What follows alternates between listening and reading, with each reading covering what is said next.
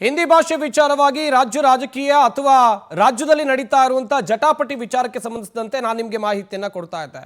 ವೀಕ್ಷಕರೇ, ಭಾರತ ಒಂದು service sector ದೇಶ ಅಂತ ಹೇಳಿದ್ರೆ ಸೇವಾ ವಲಯ. ಭಾರತದಲ್ಲಿ ಅದೆಷ್ಟೋ IT-BT ಕಂಪನಿಗಳಿವೆ.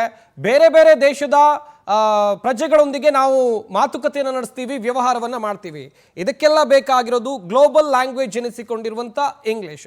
ಇದರ ಹೊರತಾಗಿಯೂ ಕೂಡ ಇಂಗ್ಲಿಷ್ ನಡುವೆ ಮತ್ತೊಂದು ಭಾಷೆಯನ್ನ, ಹಿಂದಿಯನ್ನ ಹೇರಿಕೆ ಮಾಡುವಂಥ ಪ್ರಯತ್ನ ಯಾಕೆ ಆಗ್ತಾ ಇದೆ ಎನ್ನುವಂಥ ವಿಚಾರ ದೊಡ್ಡ ಮಟ್ಟದಲ್ಲಿ ಚರ್ಚೆ ಆಗ್ತಾ ಇದೆ. ಅದಕ್ಕೆ ದಕ್ಷಿಣ ಭಾರತದ ರಾಜ್ಯಗಳಲ್ಲಿ ಈಗಾಗಲೇ ತಮಿಳುನಾಡು ಸಾಕು, ನಮ್ಗೆ ಎರಡೇ ಭಾಷೆ ಸಾಕು, ನಾವು ತಮಿಳಲ್ಲಿ ಮಾತಾಡ್ತೀವಿ, ಅದು ಬಿಟ್ಟರೆ ನಮಗೆ ಏನು ಇಂಗ್ಲಿಷ್ ಇದೆ, ಇದರಲ್ಲೇ ವ್ಯವಹಾರವನ್ನು ಮಾಡ್ತೀವಿ ಎನ್ನುವಂಥದ್ದಾಗಿ ಖಡಕ್ ಆಗಿ ತಮ್ಮ ಅಭಿಪ್ರಾಯವನ್ನು ಹೇಳಿದ್ದಾರೆ. ರೂಪೇಶ್ ರಾಜಣ್ಣ ಅವರನ್ನ ಮಾತನಾಡಿಸ್ತಾ ಹೋಗೋಣ, ಅವರಿಂದಲೂ ಕೂಡ ಸಾಕಷ್ಟು ಅಭಿಪ್ರಾಯವನ್ನು ತಿಳಿಯೋಣ. ಸರ್, ಭಾರತ ಒಂದು ಸರ್ವಿಸ್ ಸೆಕ್ಟರ್ ದೇಶ ಅಂತ ನಾನು ಹೇಳ್ತಾ ಇದ್ದೆ. ನಮ್ಮ ಬೆಂಗಳೂರಿನಲ್ಲೇ ತಗೊಳ್ಳೋಣ ಸರ್, ಸಾಕಷ್ಟು IT ಕಂಪನಿಗಳಿವೆ. ಎಲ್ಲದರ ಮೂಲ ಹುಡುಕ್ತಾ ಹೋದ್ರೆ ಬೇರೆ ದೇಶಗಳದ್ದು. ನಾವು ಸರ್ವಿಸ್ ಕೊಡ್ತಾ ಇರೋದು ಬೇರೆ ದೇಶಗಳಿಗೆ. ಆ ಕೆಲಸ ಇಲ್ಲ ಅಂತ ಹೇಳಿದ್ರೆ ನಾಳೆ ಮಣ್ಣು ತಿನ್ಬೇಕಾದಂತ ಪರಿಸ್ಥಿತಿ ಬರುತ್ತೆ. ಅಲ್ಲಿ ಅಗತ್ಯ ಇರೋದು ಇಂಗ್ಲಿಷ್ ಭಾಷೆ. ಆದ್ರೆ ಈ ಇಂಗ್ಲಿಷ್ ಭಾಷೆಯನ್ನ ವಿರೋಧಿಸೋರು ಕೂಡ ಇಲ್ಲೇ ಇದ್ದಾರೆ. ಯಾಕೆ ಸರ್ ಈ ಮನಸ್ಥಿತಿ ಹಂಗಾದ್ರೆ?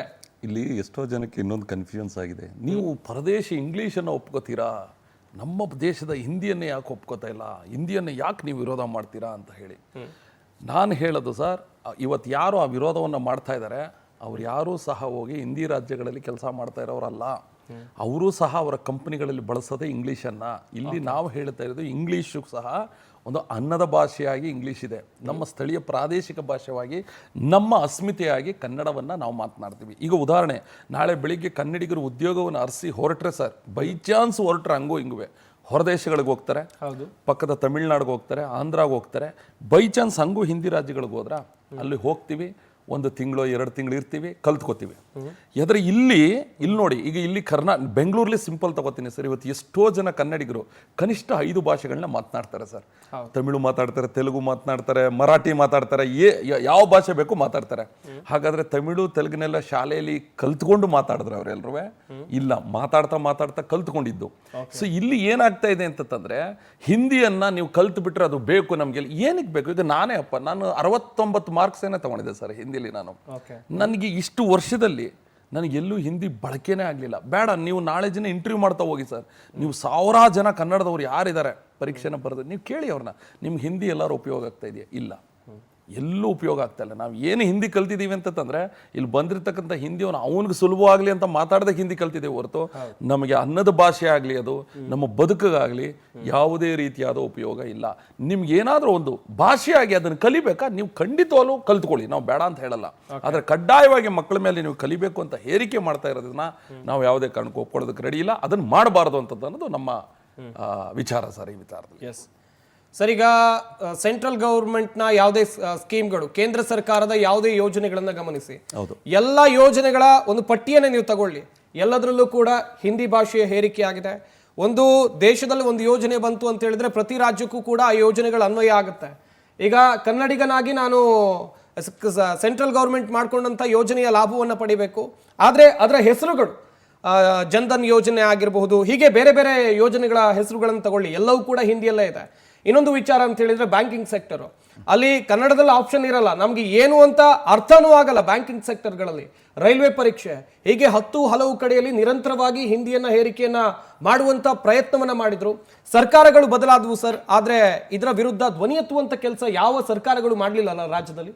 ಸರ್, ಈಗ ನಾವು ಹೇಳೋದು ಕನ್ನಡಿಗರಿಗೆ ಕನ್ನಡಕ್ಕೆ ಅನ್ಯಾಯವಾದಾಗ ಹೋರಾಟಗಾರರು, ನಾವು ಕನ್ನಡ ಪರ ಹೋರಾಟಗಾರರೇ ಬೀದಿಗೆ ಬಂದು ಅದರ ಪರವಾಗಿ ಧ್ವನಿಯಾದ ಹೊರತು ಅದಕ್ಕೆ ಪೂರಕವಾಗಿ ಸ್ಪಂದಿಸಿ ಒಂದಷ್ಟು ವಿಚಾರಗಳಲ್ಲಿ ಸರ್ಕಾರಗಳು ಸ್ಪಂದಿಸ್ತವೆ ಹೊರತು ಪೂರ್ಣ ಪ್ರಮಾಣದಲ್ಲಿ ಅವ್ರ ತಮ್ಮ ಅಧಿಕಾರ ಇದ್ದರೂ ಅದಕ್ಕೊಂದು ಕಾನೂನು ತರಬಹುದು ಅಂತ ಅನ್ನೋದು ಅವ್ರಿಗೆ ಗೊತ್ತಿದ್ರು ಕೂಡ ಅದನ್ನು ಮಾಡೋದ್ರಲ್ಲಿ ಎಲ್ಲೋ ಒಂದು ಕಡೆ ಹಿಂದೇಟ್ ಆಗ್ತಾ ಇರೋದು. ಈಗ ಯಾವುದು ಬೇಡ ಬಿಡಿ, ಈಗ ಇಲ್ಲಿರ್ತಕ್ಕಂಥ ಒಂದಷ್ಟು BJPಗರೇ ಸರ್ ಹಿಂದಿ ಹೇರಿಕೆಯನ್ನು ಏನು ಗ್ರೇಡಿಂಗ್ ವ್ಯವಸ್ಥೆಯನ್ನು ವಿರೋಧ ಮಾಡಿದ್ರು.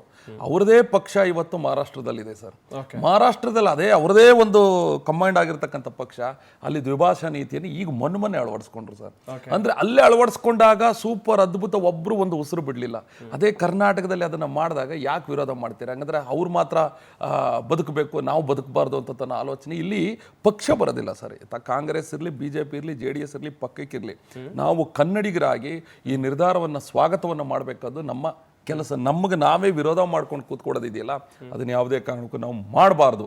ಈ ವಿಚಾರದಲ್ಲಿ ನಾವೆಲ್ಲರೂ ಬಹಳ ಒಂದು ಗಟ್ಟಿ ನಿಲುವನ್ನು ಪ್ರತಿಯೊಬ್ಬರು ಕನ್ನಡಿಗರಾಗಿ ತೆಗೆದುಕೊಂಡ್ರೆ ಬಹಳ ಒಳ್ಳೆಯದು. ಈಗ ಸ್ವತಂತ್ರ ಬರೋಕ್ಕಿಂತ ಮುಂಚೆ ನಮ್ಮ ರಾಜ್ಯದಲ್ಲಿ ಎಲ್ಲಿತ್ತು ಸರ್ ಹಿಂದಿ, ಯಾವ ರೀತಿ ಡೆವಲಪ್ಮೆಂಟು ಸರ್? ಅವಾಗ ಹೇಳ್ತಾ ಇದ್ರಂತೆ ಮೈಸೂರು ಮಹಾರಾಜರ ಆಡಳಿತ ಒಂದು ಮಾದರಿ ಆಗಿತ್ತಂತೆ. ಏನು ಹಿಂದಿ ತಗೊಂಡ ಕಟ್ಟಿದ್ರು ಸರ್ ನಮ್ಮ ರಾಜ್ಯನ? ಅವಾಗ ಅವರು ಮೈಸೂರು ರಾಜ್ಯ ಇತ್ತಲ್ಲ ಸರ್ ಅವಾಗ, ಏನು ಹಿಂದಿಲ್ಲ ಕಟ್ಟಿದ್ದು ನಮ್ಮ ರಾಜ್ಯವನ್ನ.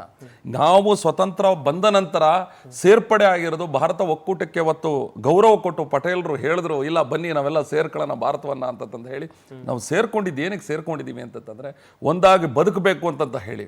ಒಂದಾಗಿ ಬದುಕೋದನ್ನ ದಯವಿಟ್ಟು ನೀವು ಹೇರಿಕೆ ಮಾಡೋದ್ರ ಮುಖಾಂತರ ನಮ್ಮ ಒಂದು ಅಸ್ಮಿತೆಯ ಮೇಲೆ ನೀವು ದಾಳಿ ಮಾಡೋದಿದೆಯಲ್ಲ, ನಾವು ಸೇರ್ಕೊಂಡಾಗಿದೆ ಈಗ ನಾವು ಆಡಿದ್ದೆ ಆಟ ಅಂತ ಹೇಳಿ ಡೆಲ್ಲಿ ಹೈಕಮಾಂಡ್ಗಳು ನಮ್ಮನ್ನೊಂಥರ ಅವರ ಒಂದು ಗುಲಾಮರ ರೀತಿ ಬಳಸ್ಕೊಳ್ಳೋದಿದೆಯಲ್ಲ, ಇದನ್ನ ಯಾವುದೇ ಕಾರಣಕ್ಕೂ ನಾವು ಸಹಿಸ್ಕೊಳ್ಳೋದಕ್ಕೆ ಸಿದ್ಧ ಇಲ್ಲ ಸರ್. ಅದನ್ನ ಬಿಡಬೇಕು.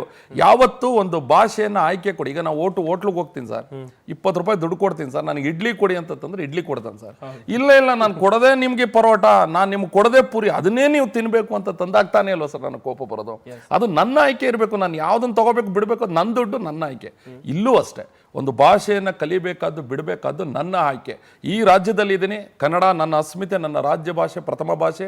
ಎರಡನೇ ಭಾಷೆ ನನಗೆ ಊಟಕ್ಕೆ, ನನ್ನ ಫಾರಿನ್ಗೋ ಎಲ್ಲೋ ಒಂದು ಕಡೆ ಹೋದಾಗ ನನಗೆ ಬೇಕಾಗಿರ್ತಕ್ಕಂಥದ್ದು ಇಂಗ್ಲೀಷು. ಬಿಟ್ಟರೆ ನಾನು ಉಳಿದ 3 ಭಾಷೆಗಳನ್ನೇ ಕಲಿತೀನಿ. ಇಲ್ಲಿ ಹಿಂದಿ ಎಲ್ಲಿ ಬಂತು ಸರ್? ಇಲ್ಲಿ ಇದು ಪ್ರಶ್ನೆ ಆಗಿರ್ತದೆ. ಹಿಂದಿ ಬಲವಂತದ ಹೇರಿಕೆ ವಿಚಾರವಾಗಿ ನೀವು ಹೇಳ್ತಾ ಇದ್ರಿ ಸರ್. ನನಗೂ ಇಷ್ಟ ಇಲ್ಲ ಅಂತ ಹೇಳಿದ್ರೆ ಹಿಂದಿ ಎಕ್ಸಾಮ್ ಅನ್ನ ಬರ್ದಿದ್ದೀನಿ, ಕಷ್ಟಪಟ್ಟು ಓದಿದ್ದೀನಿ, ಪಾಸ್ ಆಗಬೇಕು. ಇಲ್ಲ ಅಂತೇಳಿ ನಾನು ಎಕ್ಸಾಮ್ ಬರ್ದಿಲ್ಲ ಅಂತ ಹೇಳಿದ್ರೆ ಫೇಲ್ ಮಾಡ್ತಾರೆ.